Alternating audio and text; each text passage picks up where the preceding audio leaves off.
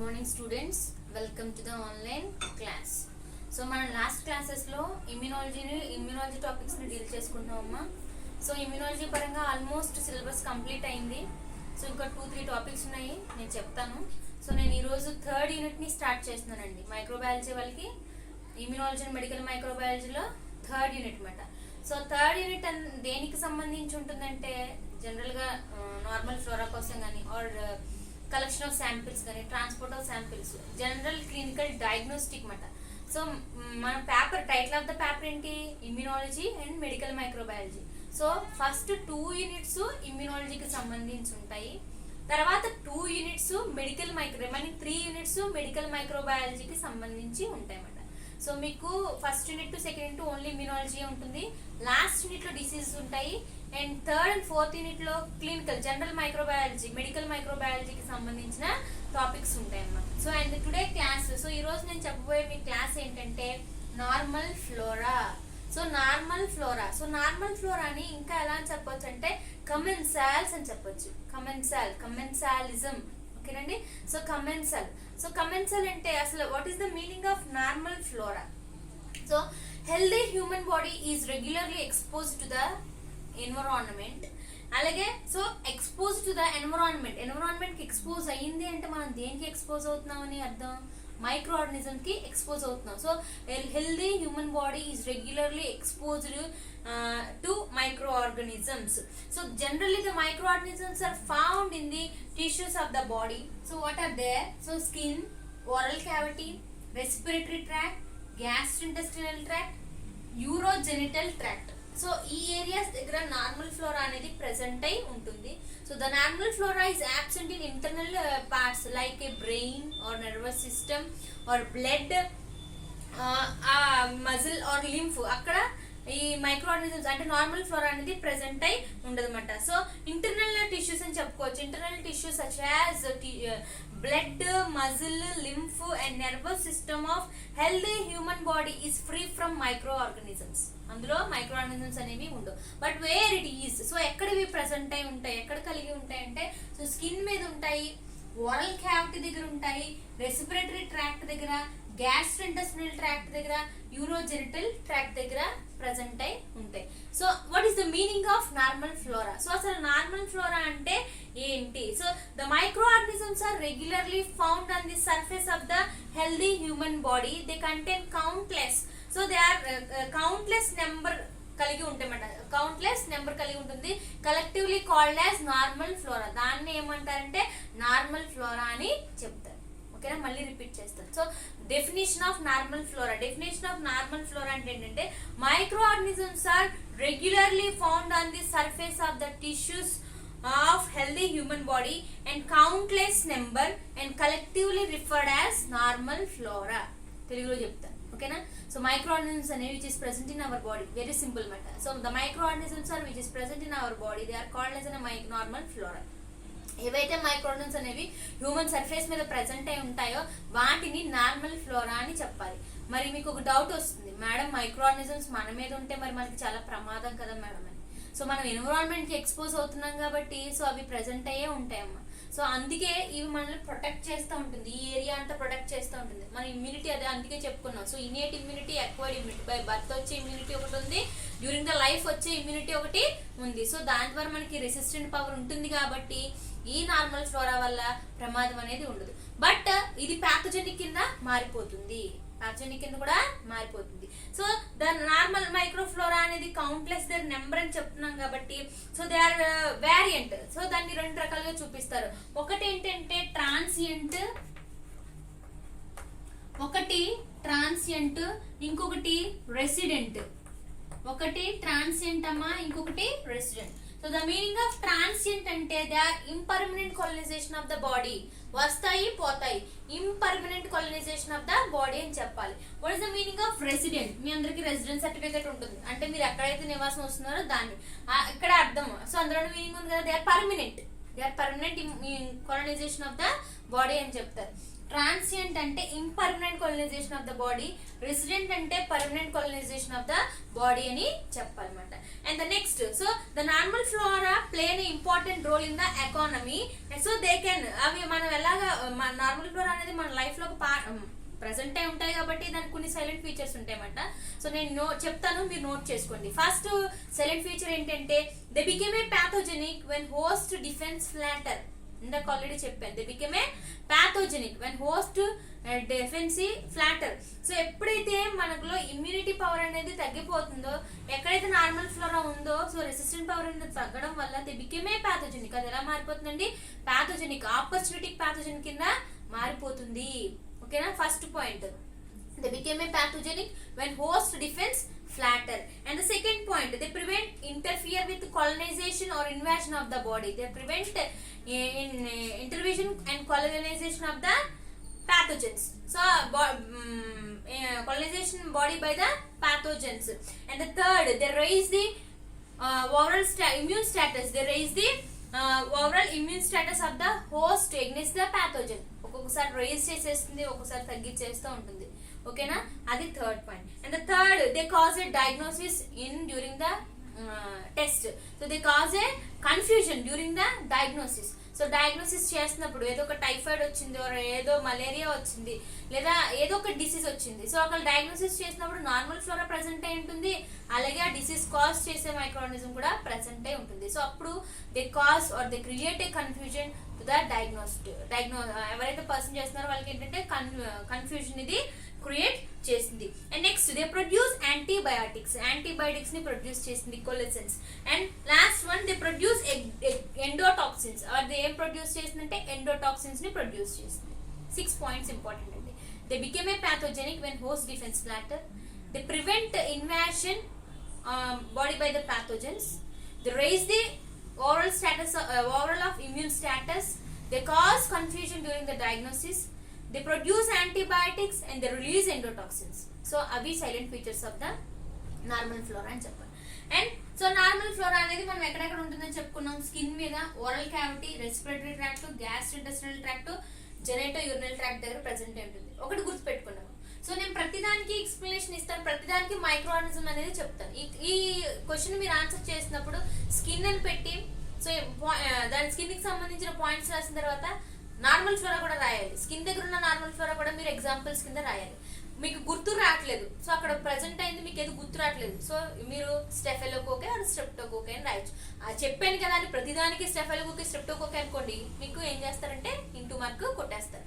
అది సో ఏం చెప్తున్నాను, ఎప్పుడైనా గుర్తు రాకపోతే ఇన్ కేస్ మీకు అబ్సెన్స్ ఆఫ్ మైండ్ కనుక ఉంటే అప్పుడు మీరు అవి రాయొచ్చు. ప్రతిదానికి అది రాయకూడదు. ఓకేనా? ప్రతిదానికి నేను చెప్పను కదా, ప్రతిదానికి మీరు అది రాయకూడదు అనమాట. ఇందులో ఫస్ట్ వన్ ఏంటంటే skin. So skin is a good mechanical barrier అని చెప్పొచ్చు. సో స్కిన్ అనేది good mechanical barrier. The human body is covered by the skin and 2 millimeters of the మొత్తం హ్యూమన్ బాడీ అంతా దేంతో కవర్ అయిపోయి ఉంటుంది? స్కిన్ తో కవర్ అయిపోయి ఉంటుంది అనమాట. సో మన స్కిన్ పైన అబౌట్ 10 centimeters ప్లస్ బ్యాక్టీరియా అనేది ప్రెసెంట్ అయి ఉంటుంది అనమాట. So most of the skin they contain 2 types of glands, sweat glands, sebaceous glands. So sweat glands ని ఇక్కడ ఎపోక్రైన్ గ్లాండ్స్ అని అంటారు. ఓకేనండి? స్వెట్ గ్లాండ్స్ ని ఇక్కడ ఏమంటారంటే ఎపోక్రైన్ గ్లాండ్స్ అంటారు ఆర్ సిక్రెటరీ గ్లాండ్స్ అంటారు. So they mainly present on the under arms. అవి ఎక్కడ ప్రెసెంట్ అయి ఉంటాయి? స్వెట్ గ్లాండ్స్ అంటే అండర్ ఆర్మ్స్ దగ్గర ఉంటాయి, నిపల్ దగ్గర ఉంటాయి, అండ్ అంబలికల్స్ దగ్గర ఉంటాయి. అండర్ ఆర్మ్స్ దగ్గర ఉంటుంది అండ్ నిపల్ దగ్గర ఉంటుంది, and region of nipple and umbilicus దగ్గర దే ప్రెసెంట్ అయి ఉంటుంది. So the skin of the glands they release nutrients like amino acids, lactic acid and lipids. Amino acids, lactic acid, lipids ని అది general గా release చేస్తూ ఉంటుంది అనమాట. So skin లో ఉండే నార్మల్ ఫ్లోరాకి ఎగ్జాంపుల్స్ ఏంటి నోట్ చేసుకోండి. Enterobacter, klebsiella, cyanobacteria, corynebacteria, micrococcus. Repeat చేస్తున్నాను. Acetobacter, enterobacter, klebsiella, corynebacterium, micrococcus. Corynebacterium, micrococcus. Staphylococci and bacillus. Staphylococcus and bacillus, mycobacterium also. Mycobacterium general గా మనకి ఇక్కడ ఒకటి చెప్తున్నాను చూడండి. ఇట్ బికేమ్ ఏ ప్యాథోజన్ అని చెప్పాను. మైకోబాక్టీరియా అనేది కాజ్ టీబీ. మరి అది ఇక్కడ జనరల్ నార్మల్ ఫ్లోరా కూడా ప్రెసెంట్ అయి ఉంది. ఓకేనమ్మా? అది అండ్ వేరియేషన్ అనమాట. ఓకేనా. అండ్ నెక్స్ట్ స్కిన్ మెయిన్ గా ఇంకా దేని వల్ల ప్రభావితం చెందుతుందంటే first of all weather and personal hygiene. Weather change అవుతున్నప్పుడు మన మార్పులు అనేది జరుగుతుంది. ఇది ఇంక్రీజ్ స్కిన్ టెంపరేచర్ అనేది పెరిగిపోతుంది కాబట్టి the density of the microflora అనేది తగ్గిపోతుంది. టెంపరేచర్ పెరగడం వల్ల density of the skin microflora అనేది తగ్గిపోతుంది. అండ్ పర్సనల్ హైజీన్ అంటే సో వాషింగ్ చేసుకున్నప్పుడు ఆర్ బాతింగ్ చేసుకున్నప్పుడు పర్సనల్ హైజీనిక్ ఫ్యాక్టర్స్ వల్ల కూడా ఇక్కడ ఏమవుతుంది అంటే తగ్గిపోతుంది. ఒకటి గుర్తు పెట్టు. ఇంకొకటి ఏంటి అంటే ప్యాథోజెనిక్ అడల్ట్స్ లో చూసుకుంటే గ్రామ్ నెగిటివ్ బ్యాక్టీరియా అనేది ఎక్కువగా ప్రజెంట్ అయి ఉంటుంది అనమాట. ఓకేనండి, అది skin. And next oral cavity. So the oral cavity is free from micro organisms at the birth. So ఎప్పుడైతే బేబీ బార్న్ అవుతుందో సో అప్పటి వరకు మైక్రో ఆర్గానిజమ్స్ అనేవి ఎటువంటివి కూడా ప్రజెంట్ అయి ఉంటుంది.